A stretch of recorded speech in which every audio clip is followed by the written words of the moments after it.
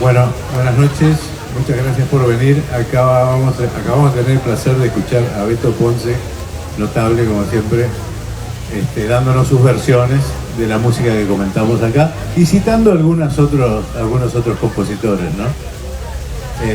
Una costumbre muy jazzística, dicho sea de paso. Pero bueno, hoy estamos acá con Mincho Méndez, el autor de Mateo Solo Biencelame, que es un libro de la colección Discos que tengo el honor y el gusto de dirigir y que estamos en la segunda edición ya, ¿verdad? Es cierto. Hola, buenas noches. ¿Cómo andas, Gustavo? Sí, segunda edición. Bueno, y entonces vamos a tratar de desandar el camino que nos llevó acá y empezar por el principio, cuando me propusiste hacer esto. Y bueno, sería bueno que compartieras con la audiencia, con la concurrencia,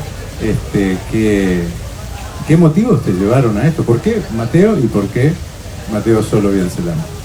Bueno, pasó tiempo en el medio, ¿no? Si uno se imagina que pasó la pandemia y lo que duró el tiempo de la pandemia, ¿no? No solo en años, sino el tiempo, ¿no? Contado desde otro lugar, y que el desafío de este libro de Mateo Solo Biencelame empezó antes. Para mí, cuando lo miro hacia atrás, me queda muy lejos. Muy lejos. Fueron 3 años, ¿no? 2019 creo que empezamos a conversar del tema. Y salió este año, en mayo o en junio. Pero para mí fue muchísimo tiempo. Y todo lo que pasa en el medio también, ¿no? El desafío de este libro, en realidad fue hijo de la casualidad. Y a mí las casualidades me gustan un montón. Martín Fernández, el jefe de todos nosotros, el editor de Estuario, no sé si de Beto, pero seguramente también, vi una contratapa en el suplemento de cultura de la diaria, donde yo cruzaba algunas ideas, ¿no? De Eduardo Mateo, Marcelo Helen, entrañable amigo, y me preguntó qué onda con eso, ¿no? ¿Qué pasaba ahí? Y lo que yo tuve para contestarle era que eso era lo que era, un cruce de ideas entre para mí dos grandes, y él es el primero que me dispara la idea de... Primero me pregunta si conocía la colección de libros sobre discos, y después me convida a hacer uno sobre Mateo, que yo eligiera carta libre cuál quería que fuera ese libro. Y recorriendo un poco los caminos de a ver cuál disco elegir, conozco a Mateo también gracias a una casualidad. En el 99, voy a ver los Tambores, Sur y Palermo, con los chiquilines que vivían en el hogar de AEU. Y ahí, bueno, seguimos las comparsas, en fin, termina, y en una esquina perdida alguien con un tambor solo, un piano, empieza a tocar un tema, exquisito me pareció el tema. Estábamos tomando vino con Sprite, lo cuento en el libro, pueden encontrar más detalles ahí de qué hicimos con ese vino con Sprite. Y le pregunto qué era eso, porque yo no conocía eso. Y me dijo, la mamá vieja, Mateo solo bien se lame. Y cabeció como para el medio mundo. Y ahí me entero que existía la música socio, ¿no? Música con autor. Y empiezo a investigar y a curtirlo más y a ver quién era Mateo, que ya era Eduardo Mateo, pero lamentablemente, creo que en ese tiempo sobre todo, llegaba poco al interior esa música. Y vengo de familia de madre y abuela que enseñaban música, y sin embargo, mi abuela, que es la más vieja en ese oficio, recorriendo el camino hacia atrás, solo encuentra una chiquilina en los 70 y pico que le llevó desgrabada una canción de Eduardo Mateo, y es el único registro que tiene, el cual ella se la enseñó, ¿no? Escuchando el cassette de vaya a saber qué, aquí está su disco, sería, no sé. Y ahí elijo La mamá vieja, pertenece a Mateo Solo Bien Se Lame. Mateo Solo Bien Se Lame también es un disco que me acompaña cuando me voy a vivir a España, post-crisis del 2002. Y aparte de todo, creo que lo más importante es lo que significa este disco, ¿no? Y ahí me puse el desafío de entrarle mucho antes de que después los colegas de un diario hicieran una encuesta en donde saliera este disco como el mejor o el más influyente de la música, de la historia de la música uruguaya. Eso fue el diario El País y fuimos consultados 120 críticos. Sí, usted estaba consultado. No le voy a preguntar qué votó. Lo cierto es que eso, ya lo sé igual. Lo cierto es que eso, en el medio del proceso de escritura, o ahí capaz que estaba entre escritura, investigación y entrevistas, fue una mochila a la cual mi sentimiento fue, no me merezco esta mochila. Una mochila no, una garrafa de 13 kilos llena, ¿no? Porque estar trabajando sobre un tema, venir de otro palo que no sea la música, sobre un tema en específico que era un disco de Eduardo Mateo y que salga el más influyente o el mejor de la música del Uruguay, en un momento lo sentí como un peso y después me dio para adelante, ¿no? O sea, hizo como un efecto elástico. Vamos a aclarar también que a pesar de que, además de que es un gran disco y que fue electo como el mejor de la historia de la música uruguaya, también estabas enfrentándote a la obra monumental de Guillermo de Alencar Pinto, que es Razones Locas, y que mucha gente se preguntaba, incluso vos mismo, si ibas a poder decir algo nuevo o diferente sobre un disco que ya estaba analizado brillantemente por uno de los más grandes críticos de música que tenemos, ¿no? Sí, exacto. Sí, en un momento que creo que está contado ahí, pero vos y Martín lo supieron mucho después, yo lo encajono a este proyecto de libro. O sea, me siento que me tapa el agua y por primera vez en la vida hice algo que no suelo hacer, que es no decir que no. O sea, ante la adversidad, soy el primero que levanta la mano y digo, no puedo esto. No me puedo tirar en paracaídas, señor. No, me da miedo, me tiro. No se me cae ninguna hombría por decir que no me interesa. Y acá no dije que no, lo encajoné, porque me parecía que bueno, que podía ser una cosa del momento. Pasó tiempo y ahí es donde me baja la idea, hablando con músicos, hablando entre ellos con personas como Guilherme, que me dan la perspectiva de que algo más se puede contar. Y el desafío fue ese en realidad, ¿no? ¿Por dónde ir? Porque Razones Locas, que es un libraco así, empezó siendo así, así, así, así, la última edición es más grande aún y tiene algo que yo no accedí por el tiempo de la pandemia, que es que Guilherme de Alencar Pintos accedió a las pistas de ese disco, porque pudo cruzar a Buenos Aires a hablar con Carlos Piris. Bueno, hablé mucho con Carlos Piris. Eso te iba a decir, que para mí uno de los grandes aportes del libro es lo que vos deducís o lo que razonás a partir de tus charlas con Piris, ¿no? Sí, es que para mí era una de las vetas a desarrollar en esto de qué se puede contar por fuera de lo contado, ¿no? O sea, todos sabíamos y creemos que Mateo es de los más grandes de la música del Uruguay, que es la influencia de los músicos, o bueno, los músicos más importantes que hay ahora en Uruguay lo verbalizan, ¿no? Fernando Cabrera, Jaime Ross, el Negro Rada, ni que hablar, y tantos otros. Me parecía que ahí, en ese debate, había un aporte, ¿no? Porque la cuestión fundamental de Carlos Piris es, primero, ver la idea, ¿no? Ver a un tipo que cae fortuitamente, otra casualidad, un tipo que cae fortuitamente en Buenos Aires a un plan que no estaba armado para él. Era un disco de Diane Denoir que lo iban a arreglar los mejores de la Argentina, y sin embargo Diane tenía 3 canciones de Eduardo Mateo que no le gustaron los arreglos que le hacían los cracks argentinos. Y entonces le pide a Carlos Piris si lo puede ir a buscar a Mateo. Y lo viene a buscar, va a la casa de la madre, toca el timbre y le dice: señora, me lo llevo a Buenos Aires. Y el otro encantado, porque yo que sé, un viaje. Y se va. Y ahí Carlos Piris, le bajan los colmillos y dice: es ahora, ¿no?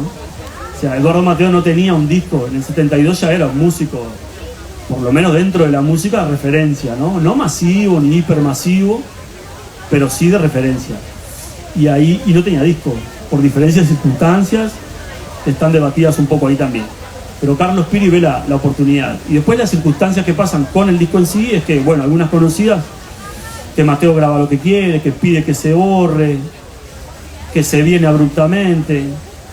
Y Carlos Piris, en una cosa que la podremos conversar éticamente, o la podemos tener una mirada éticamente, le dice que sí, que está borrando todo y no borra un corno.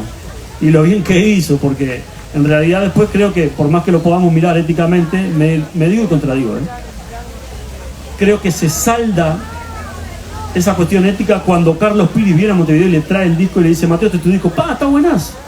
Entonces creo que todo lo que hay en el medio, que es una discusión riquísima, que la planteo ahí, de quién es el verdadero autor del disco, el autor en tanto la obra de arte. ¿Vos te acordás que cuando yo vi eso te dije: no, tenés que escribir más sobre este tema de la autoría, porque estás dando todos los elementos para discutir esto? Y bueno, y ahí yo creo que quedó una discusión muy sugerente, que espero que la gente reflexione sobre eso, ¿no? Está bueno, sí. Lo primero que sentí, igual, parafraseando a la Vela Puerca, es yo en palos, ¿no? O sea, dije: yo voy a entrar a esto y va a estar discutida la cuestión, ¿no?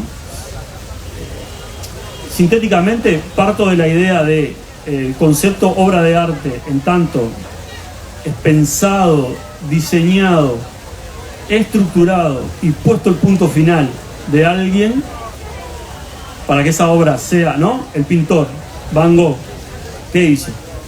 Pensó el paisaje, qué es lo que quería decir, el metalenguaje, si se quiere ir más lejos, los colores, y lo pintó. ¿Lo hizo? ¿Quién lo hizo? Miguel Ángel, ¿no? Bueno, acá las canciones son todas de Eduardo Mateo. Yo no discuto ni la genialidad ni la autoría de Eduardo Mateo. Ahora, el concepto obra, en tanto te dejo las cosas y me voy, ¿de quién es? ¿Es de Carlos Piris? Bueno, pueden leer y ver si hay definición o no de ese caso, ¿no? Yo creo que el libro lo deja librado al criterio del lector. Lo que está al lado son los hechos y la discusión, desde qué punto de vista podría darse, ¿no? ¿Qué líneas puede seguir la discusión? Yo creo que está muy bien eso en el libro. Yo soy de los que piensa que Piris es por lo menos responsable de varias cosas, de que exista el disco y de elegir las pistas que eligió él, También. sin saber si a Mateo le gustaba o no. Entonces, hay decisiones ahí de que ese disco, a pesar de que todo lo hizo Mateo, la combinación de los elementos no es de Mateo. No, el surcido de Carlos Piris es impresionante porque las canciones que elige, el orden que las elige, los bolazos que dice Mateo antes de empezar algunas canciones, ¿dónde lo pone? ¿No? Para mostrar la frescura, digamos, ¿no? Algo que en la época se usaba un poco, ¿no? Y a mí me gusta porque eso lo desmitifica un poco, ¿no? Lo saca del álbum como cosa sagradísima, en donde el sonido, ¿no? La perfección absoluta, que está buenísimo, yo la defiendo. Pero también hay álbumes, discos, libros, en donde un poco la cascarilla o la suciedad está puesta a propósito también para que se note que es intencionalidad. Y bueno, esa intencionalidad ahí, yo defiendo a morir. Este análisis que hicimos, la discusión, parte de la base, o yo parto de la base como autor que me considero, de que lo más importante es el autor. Todo bien con él, menos mal que no vino Martín Fernández, todo bien con el editor, pero si no le llevamos el libro terminado, bueno, imprime otra cosa, pero ese libro no. Bueno, estoy jugando un poco con la idea para que vean que me interesa mucho, pero también me doy lugar como para coquetear con otras cosas.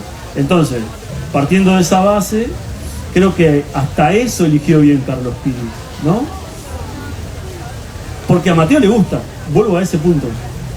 No solo le gusta a Mateo, sino que además Carlos Piris ahora es responsable de que hayan sobrevivido las cintas que constituyen el disco que sacó el sello de Juana Molina sobre el quinto, ¿verdad?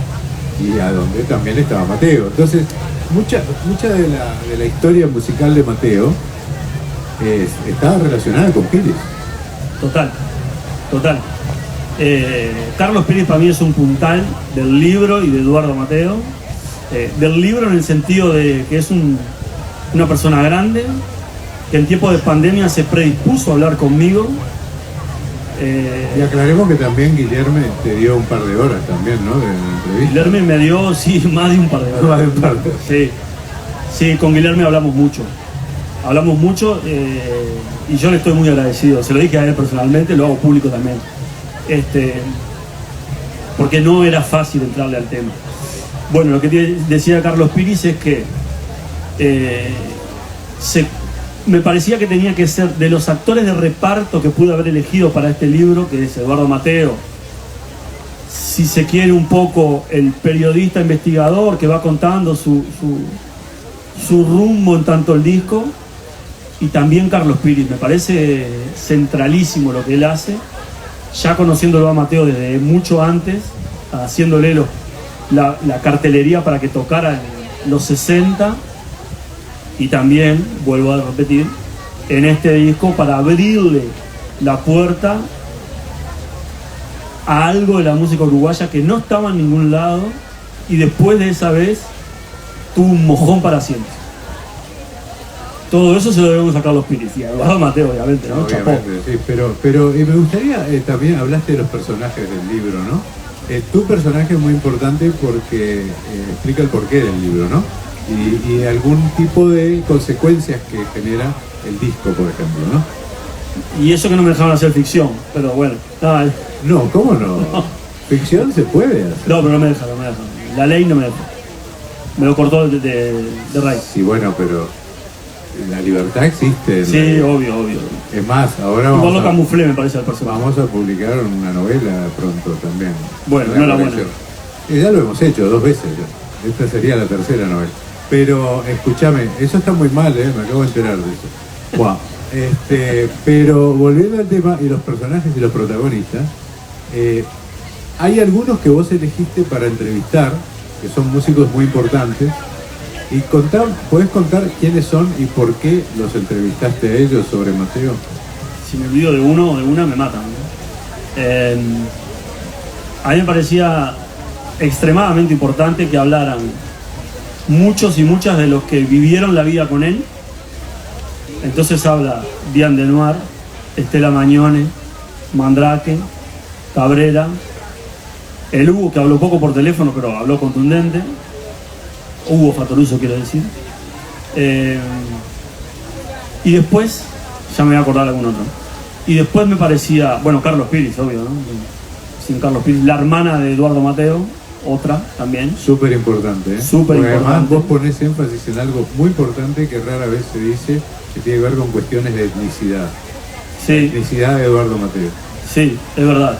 Esa era otra línea también que el libro tenía que tener, que me lo impuse, incluso está la dedicatoria hecho a los afrodescendientes del Uruguay. Y después me parecía súper importante que hablaran gurises que no estuvieran empapados de la vida de Mateo y sí de la obra. ¿Por qué? Creo que es importante. Porque ahí están como más desprejuiciados, si se quiere, ¿no? Más, tomando más el foco de lo que importa, que es la música.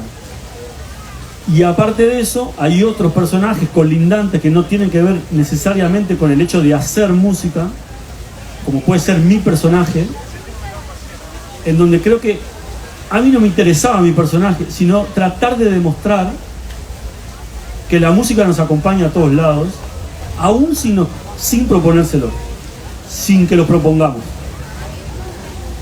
Quiero decir, yo llevé ese disco y tantos otros que formaban parte de mi exilio hacia España o hacia el País Vasco, sin elegirlos así, o sea, sí los elegí porque me los llevé yo, no me los pusieron dentro de la maleta, pero fue un poco random. Y sin embargo la música está, y después la música se escucha en las circunstancias que se escucha y pasa a ser determinante, porque uno asocia ese lugar con esa música para siempre. Esa ventana donde yo vivía y escuchaba esa música en el País Vasco, bueno, creo que puede ser el ómnibus o el avión donde vos escuchaste la música cuando te fuiste por primera vez a Estados Unidos, y cualquiera de ellos o de ellas puede ser la bicicleta o la pieza o el lugar en donde escucharon una canción para siempre y hoy la tienen, sin estar hablando de Mateo. Entonces me parecía que eso era importante, tratar de que toda esa gente que me iba a dar testimonios valiosísimos del hacer de Mateo y por qué creen que es importante, también quería tratar de extraerle eso otro, ¿no? Lo innato, lo que lo desmitifica, lo que lo deja como en el ser, en la música en su estado más natural, que es me gusta. ¿Y por qué te gusta? Y yo qué sé, pero me gusta. Y ¿podríamos nombrar algunos de esos chicos? Sí, claro. El Toto Yulelé fue importante. Sofía Gavar también, muy importante. Ambos están atravesados por la música de Eduardo Mateo desde otro lugar, hacen cosas distintas. Con Papina de Palma hablé, al final no quedó en el libro, pero sí hablé mucho.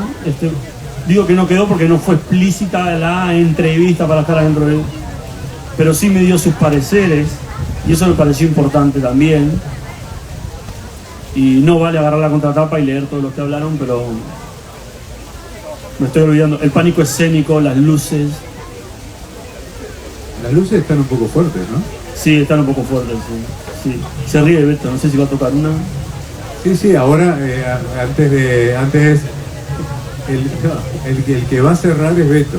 Ah, bien. Entonces nosotros ahora tenemos unos 4 minutos, ¿no? ¿Vas a tocar una de 4?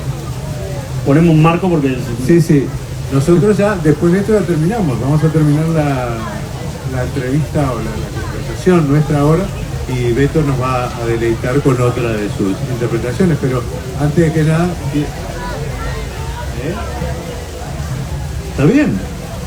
Y terminamos, claro. Pero muchas gracias a la concurrencia, pero sobre todo a Beto y a Mincho que nos están acompañando acá. Bueno, lo dejamos con Beto y terminamos la entrevista. Muchas gracias.